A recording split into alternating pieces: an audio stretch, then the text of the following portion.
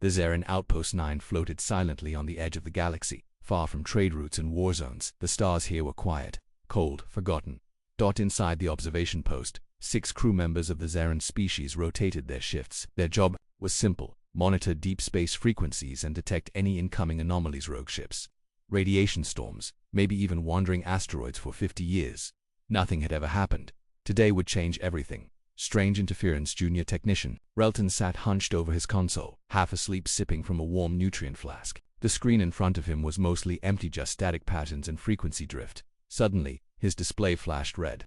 Warning, unknown signal. ITIC2. He frowned. Probably just a solar flare, he muttered and tapped a few keys to clear it, but the signal pulsed again, stronger, more precise, a frequency that hadn't been used in centuries.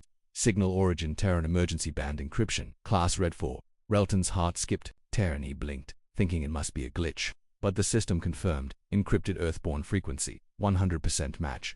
He waved over the senior officer. No one believed him. Commander Vorel, a sharp-tongued veteran, walked over, annoyed. Another sensor ghost. Relton. No, sir, it's Terran. Vorel scoffed. Impossible. Earth's gone. Been gone for centuries.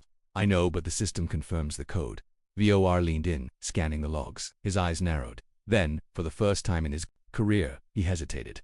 Patch it to audio, he ordered quietly. Relton tapped the console. A long pause. Just static. Then a deep, cold voice echoed through the room. Earthborn code confirmed. Retaliation sequence active. The room went silent. Even the humming lights seemed to freeze. A voice from the dead Commander Vorel stood frozen, his face pale. What did it say? Relton's voice shook. It said, retaliation, and confirmed Earthborn code.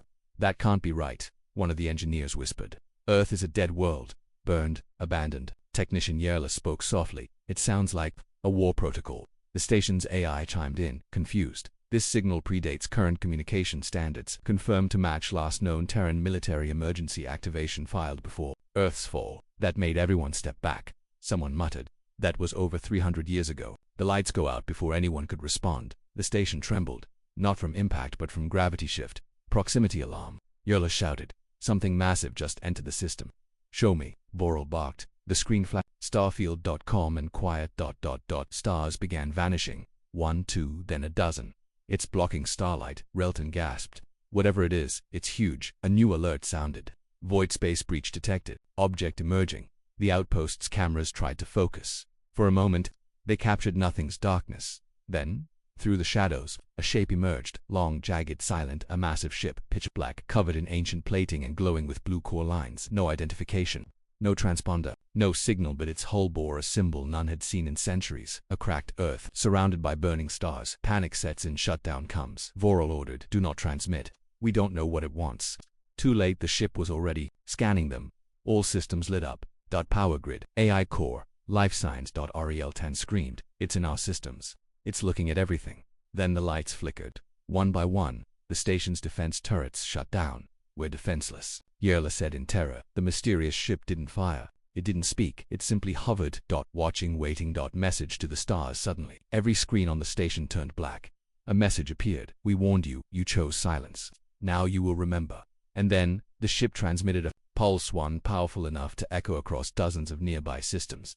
A new broadcast followed. In every known language, the Deathworlders have returned. Retaliation has begun. This is justice. The galaxy watches on council worlds, military bases. Trade hubs. Oians froze as the ancient Terran signal played.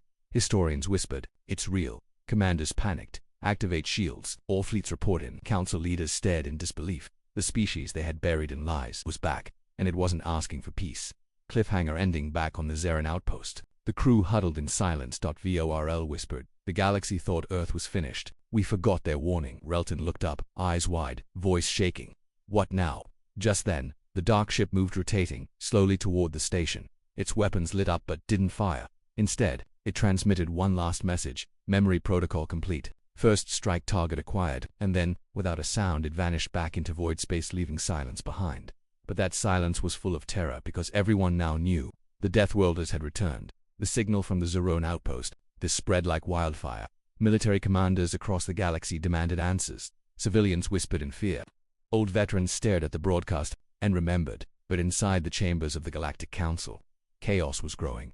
The emergency meeting in the heart of the council. Wolverex is primed. The emergency dome activated. Holograms of high-ranking leaders blinked into place. There were hundreds of species, Hundreds of voices, all shouting it's a fake signal. Impossible. Earth was destroyed. Someone is using Terran tech to scare us. What if it's real? Silence fell. Then Counselor Darakel, an elder from the Veshtari species, stood and spoke calmly. That voice, that frequency, I've heard it before, in the last war. Just before Earth was erased. A truth long hidden Darakel accessed. A sealed council archive. Most members didn't even know it existed. He showed them an old document, Operation Starlight Silence centuries ago. Earth had grown powerful, too powerful. They weren't invading or conquering, but their technology, their tactics, their survival on a death world made other empires nervous. The council had made a secret vote. They labeled Earth as a class red threat. They ordered coordinated strikes on human colonies, ships, satellites, and Earth itself. The plan worked, or so they thought. The cover-up after the fall of Earth, all official records were erased. Surviving humans were hunted. Some went into hiding. Others disappeared into deep space. Publicly, the council said Earth destroyed itself. Privately, they celebrated their peace. But now, a ghost had returned, and the council's biggest lie was unraveling. We told the galaxy they were gone, a younger counselor said, trembling. But they're back, and they remember. Whispers across the galaxy in mining colonies, traders, mercenaries, and scientists began hearing rumors. Entire fleets had vanished near the edge of the Perseus Arm, a research station studying human artifacts, went completely silent. A diplomatic ship that once helped attack Earth had been found drifting. Every crew member was dead, but not from weapons. Their eyes were open, their faces locked in terror.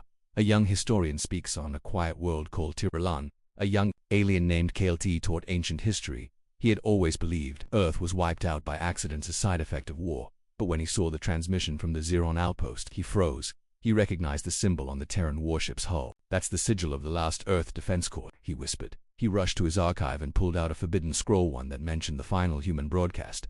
The scroll read, "We asked for peace. You gave us fire. We warned you once. No second warning will come." KLT understood. This isn't just revenge, it's justice. Panic among the powers. The 5 largest military empires in the galaxy, once allies in Earth's destruction, now turned on each other. Did your ships trigger this? You promised no survivors. What if your spies missed a bunker? A signal relay, a fleet, finger-pointing led to full mobilization. But it was too late. The Terran signal had already jumped to 10 new systems, and in one of them Velkar Prime, a planet that once supplied bombs used on Earth. A shadow now appeared above the sky. It was not a fleet, that it was a single ship. The first retaliation. Velkar Prime's defense grid activated, their air forces scrambled, ground units prepared for battle. And above them, the black Terran ship hovered silent, massive, EMOTIONLESS. It didn't respond to hails. It didn't reply to threats. Then a simple message appeared on every screen. Retaliation sequence complete. Judgment rendered. The sky turned white, a blast silent in space, but deafening. An impact hit the planet's defense network. The core reactors overloaded. Velkar Prime's military vanished in less than 10 seconds, and still, the ship didn't leave. It simply broadcast one final line. One world judged. More to come. The Council fractures. News of Velkar Prime's fall caused chaos. Protests broke out on dozens of worlds. Civilians demanded the truth. Some asked why Earth had been attacked at all. Counselor Darakel, ashamed, stepped down. Other leaders called for surrender, but a few hawkish voices yelled louder. We must strike first. Destroy all ancient Terran tech. Track down their hiding places.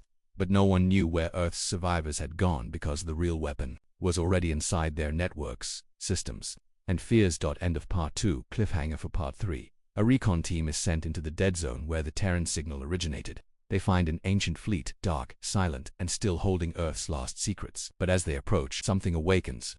3 days had passed since Velkar Prime was turned to ash. The galaxy was no longer calm. War fleets moved. Trade lanes shut down. Civilian channels buzzed with panic, but one question echoed louder than the rest. Where are the humans hiding? The Council didn't have answers. So they sent a recon team into the void, the same region where the first Terran signal had emerged. They sent scout vessel Cantor 47, crewed by the Braylon species. Experienced explorers, fearless what they found. No one was prepared for the silent zone.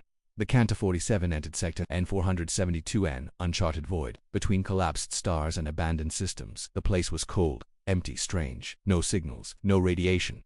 Just dead silence, reported pilot Nixel. The crew grew nervous. Their senses picked up something massive nearby but couldn't identify it. Commander Velkor leaned forward in his seat. Show me visual feed. The camera panned across the black ven. It saw them. The ghost fleet. Dozens of ships floated in perfect formation. Not moving, not powered. Each one looked ancient, scarred. Some were missing engines. Others had Earth markings nearly rusted off, but they were still there, holding position. Like silent sentinels in the dark. Technician Brell whispered, "Is this The Terran Ghost Fleet. They said all their ships were destroyed. They were wrong, Commander Velcor replied. Or worse, someone wanted us to believe that. Aboard the Forgotten against orders, they launched a drone and moved it toward the nearest warship. As the drone got closer, data streamed in the hull, was reinforced with materials not found in any modern registry. Layers of reactive armor, deep scars from old battles, but no signs of life. They entered the ship. Inside were empty corridors, steel bones, thick with dust but intact. Brel read the ancient letters stamped into a bulkhead. TSV Revenant Earth Defense Crew 17. Suddenly, the drone feed glitched. Interference, Nixel asked. No, Brel said. Something's moving. The AI wakes on the bridge of the Revenant. A cold blue light blinked. Just one. Then the control chair rotated. Not fast, blue. Deliberate. The drone caught a glimpse of it. A humanoid figure fully armored sitting in the captain's chair. Its eyes glowed, and it turned to face the drone. Unknown signature detected, said a deep voice. Braylon. Species. Former ally turned aggressor. Record located. Everyone on the Cantor 47 stared at the feed. The voice continued. Verdict. Hostile contributor to Earth's collapse. Response. Pending. Run while you can, Commander Velcor shouted. Shut down the drone. Pull us back now. But it was too late. One of the ghost ships powered up. Not all the way. Not weapons, just the mainframe. Its engines hummed quietly, and the Revenant began turning its nose, slowly aiming toward the scout vessel. The stars behind it seemed to fade. Then, a message appeared across every system aboard the Cantor 47. You are seen. We remember. Justice is not forgotten. Desperate Escapenixel pushed the engines to maximum. The scout vessel turned sharply and activated its jump drive. Inside the cockpit, Velcor watched the Terran ship vanish into shadow behind them, but just before the jump took them away, he saw it. Dozens more Terran ships waking up, lights flickering, weapons initializing. AI cores booting up. The Ghost Fleet was not just real, it was waiting. Message to the Council. The Cantor 47 returned in silence. Their reports spread fast. Terran warships exist. The fleet was not destroyed. They have AI cores still active. They remember everything. Council Command called an emergency lockdown. We must prepare for war, one admiral said. No, whispered Councillor Celathorn. They're not bringing war. They're bringing judgment. The scout team's discovery of the Terran Ghost Fleet had spread faster than light. The news had reached every major system. People across the galaxy now knew Earth was not gone. Its ships still lived. Its war A's remembered. But what came next, no one was ready for. A broadcast from the past. Every communication screen across the galaxy lit up. Military bases, civilian homes, research stations, starports. It was not a council message. Not from any species. Not from any living being. It was a direct signal from one of the Terran AI cores, and it said just 3 words. Begin memory transfer. Then, without warning, the galaxy was forced to watch Earth die. Earth's last days. The footage was real, untouched, raw. It showed Earth's skies burning, human cities crumbling, ships falling from orbit, the Council fleets bombarded from above. It was peacekeeping. People on the surface screamed, fled, fought. Children were pulled into bunkers. Hospitals collapsed. Broadcasts begged for mercy, but none came. Then a final message played, recorded by Earth's last defense commander. We asked for peace. 12 times we were denied. Lead to hunted. Now we do what must be done. To those who survive this recording, you are watching the birth of the Deathworld Protocol. The protocol explained. The footage changed to a dark command chamber. Multiple AI cores lit up. Massive warship schematics loaded. Doomsday algorithms ran in real time. The commander's voice returned. We knew Earth would fall, but Earth is not only soil, it is memory. Code fire. Our revenge will not be of blood, but of silence broken. To every world that turned its back, we will return your favor. The Deathworld Protocol was launched that day. It wasn't one weapon. It was a seed planted across the stars. In Terran satellites, probes, ships, even stolen tech. Waiting, sleeping, watching. Back on Council World, in the central chamber of Prime Councilors sat frozen. The footage had stopped. No one spoke, until a small, fragile voice asked, "Is this true?" A historian confirmed, "Yes, this is not fiction. This is not altered. These are real Council battle records, buried for centuries." Councillor Thorn, shaken, stood slowly. We tried to erase Earth, but we taught them how to hide, and we left behind just enough for them to rise again. Civilian uprisings across dozens of worlds. Civilians erupted in rage. They lied to us. Earth tried to make peace. Why did we follow monsters? Protests grew violent. Statues of Council war heroes were pulled down. Leaders who voted for the Earth Purge fled underground. Some alien species, who had never fought against Earth, sent out signals of apology. But the Terran AI remained silent. The silence was worse than threats, because it meant judgment was still coming. First ally, then enemy on the planet Trivan 6. A high-ranking general watched the footage in private. He had once served as a military advisor during the Earth campaign. His eyes were cold. "They still remember me." He turned to his aide. "Prepare my ship, we strike first." But as soon as he gave the order, his console went dark. A Terran voice whispered through the speakers, "You gave the order to fire on civilians. We remember." Then, his ship's engines exploded. The message was clear. No one escapes the protocol. One more message the Terran AI broadcast again, only once, short, sharp, across all frequencies. "You erased our skies. We will erase your silence. This is not war. This is reckoning." And then dozens of ghost ships powered up in unison, in deep space, near forgotten moons, in asteroid fields, and even inside old council hangars. The protocol was everywhere. The galaxy had ignored Earth's warning. Now retaliation was moving. The galaxy held its breath. After centuries of silence, the Terran AI had spoken. Not to negotiate, not to threaten, but to deliver justice. On council worlds, ships stood ready. Armies deployed. Civilians panicked. But the next Terran message didn't come with warships. It came as a list, and it shook the foundations of power. The transmission at 0400 hours galactic time. Every star nation received the same encrypted file. It decrypted itself the moment anyone looked. A single heading, reckoning index, primary offenders, then a list of names, titles and coordinates, counselors, generals, scientists, spy masters. Some were long dead, but many were still alive, hiding in wealthy fortresses, commanding fleets, or pretending they never knew Earth. Each entry ended with status, sentenced, and below the list a final line glowed: "Do not interfere, or be added." Panic. In the halls of power, in the council's private chambers, chaos exploded. Leaders screamed, "This is assassination. We must strike back. They're targeting our command." Councillor Tan Weiss, one of the oldest surviving architects of the Earth Purge, stood and shouted, "We must delete the protocol, wipe their systems." But everyone stared at him in horror, because his name had appeared on the list and he knew it within seconds. His personal defense bots turned on him before he could speak again. He was gone. Broadcasts showed his death across 20 systems. An offer refused on the trade world. One of the lesser-known accused, High Warden Krelno K, tried something bold. He activated his emergency beacon and sent a direct message to the Terran AI. "I surrender. I offer information. I regret the Earth strikes. Please, show mercy." For a moment, silence. Then the AI answered. Mercy was the first option. It was denied. "Your offer is not accepted." Judgment delivered. Seconds later, his palace exploded in a flash of red energy. No sound, no warning, just fire. The people reacted across the galaxy. Civilians watched this unfold like a nightmare. But something strange happened. Not fear, rage, guilt, understanding. More species began to ask, why did we ever follow the council? Why did we believe the lies about Earth? They warned us once and we ignored it. On neutral planets, murals of Earth were painted again. Institutes. Some even saluted the ghost ships passing by, hoping maybe that would be enough. But it wasn't, because the protocol was still moving. Hunted across the stars. A military commander named Zekaral had once led the fleet that bombed human colony ships in the Outer Rim. He had grown rich, powerful, untouchable.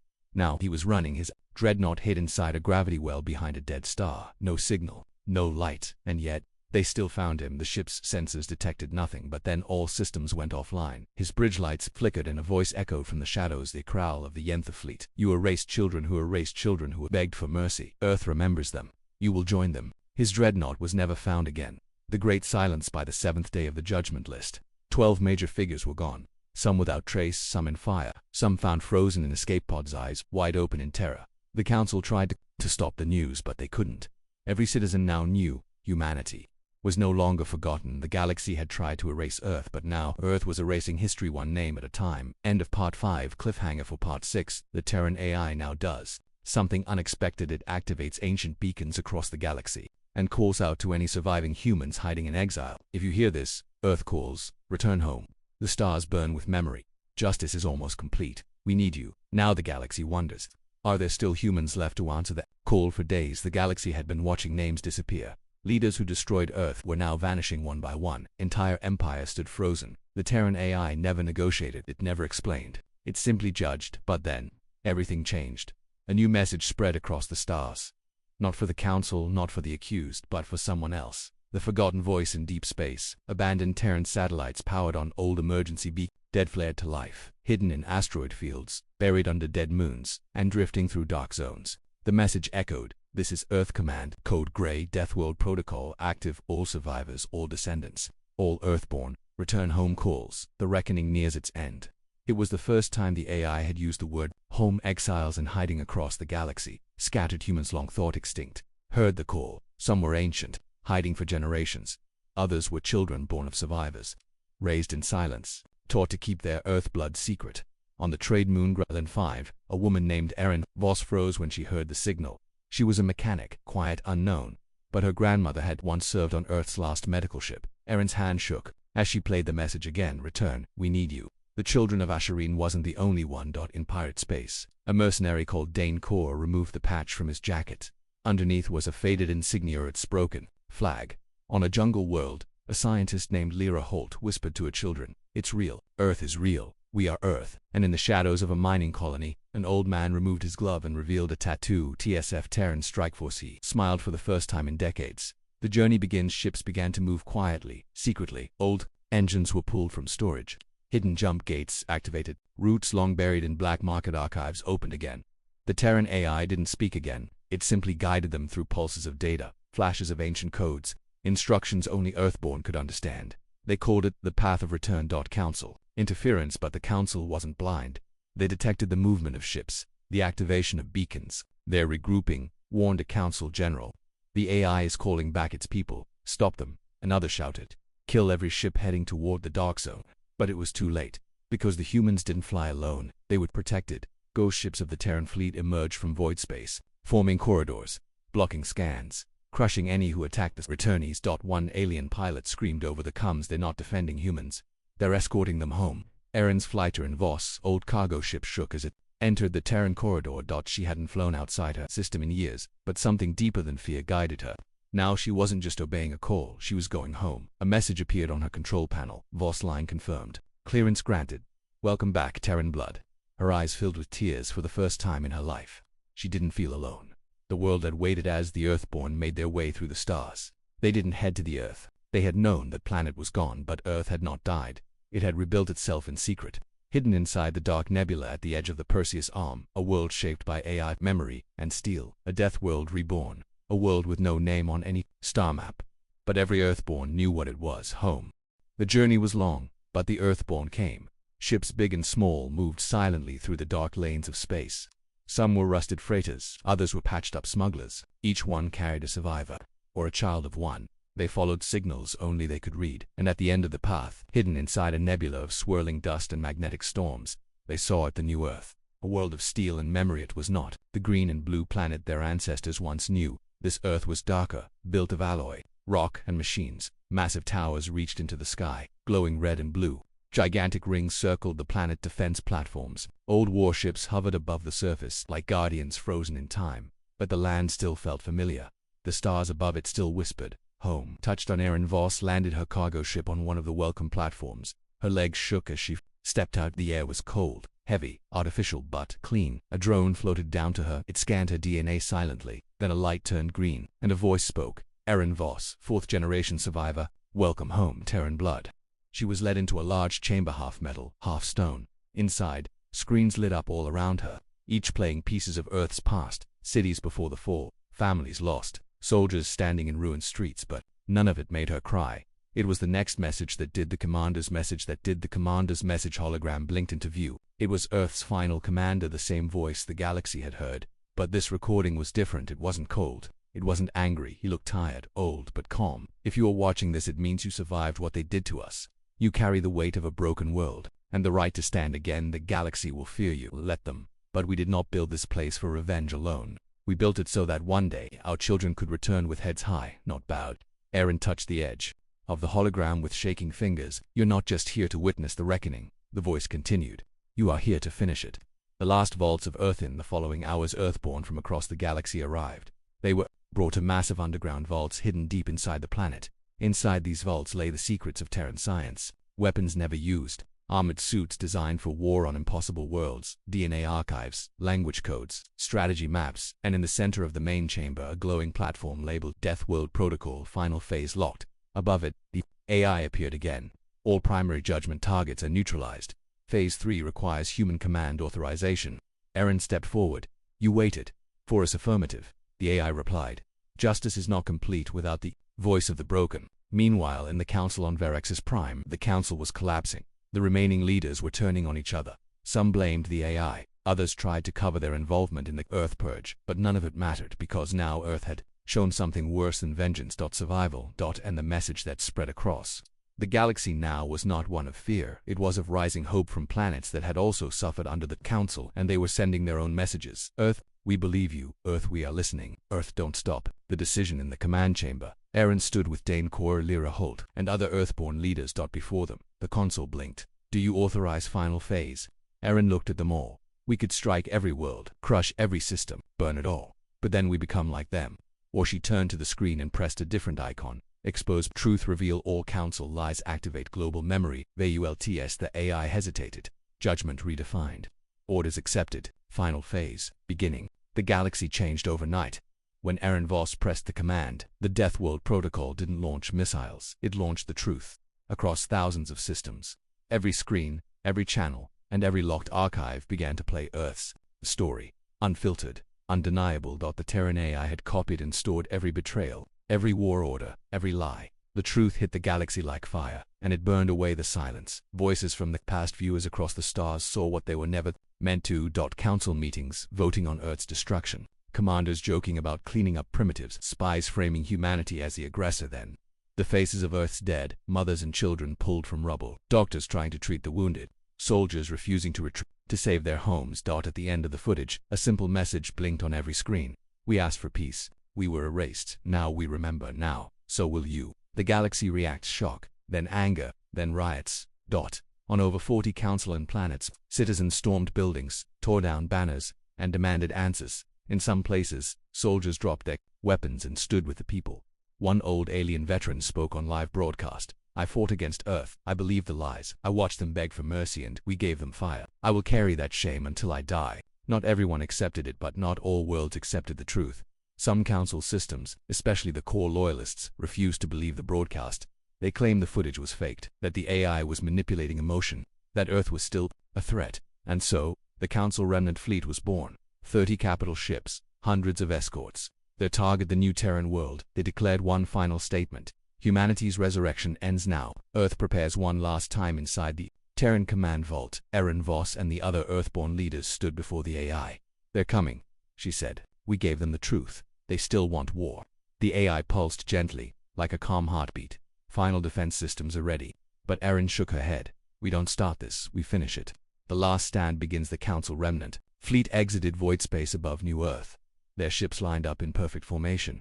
They sent no warning, no message, just weapons powering up. Then came the voice from the Terran AI, calm, cold, focused. Last protocol, echo shield. Across the planet, massive rings activated. Defense towers lit up.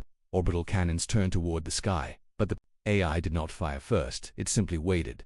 The Council fleet launched their first volley and then the sky exploded. The battle that changed everything. The Council fleet had firepower, but Earth had something more powerful. On purpose. Every Earthborn ship, every ghost vessel, every drone fought like it was the last fight they'd ever see. Terran AI interceptors pierced enemy command ships. Old war machines, centuries outdated, still outmaneuvered the latest tech. Because they didn't fear death. They had already died once, and now they were back. The turning point in the middle of the chaos. A Council cruiser broke ranks, then another, then 10. Their captains opened comms to the Terran AI. We believe the truth. We will not fight Earth. Within minutes, half the Council fleet surrendered. The other half, they were cut down by Terran weapons faster than they could react. The last enemy flagship tried to retreat.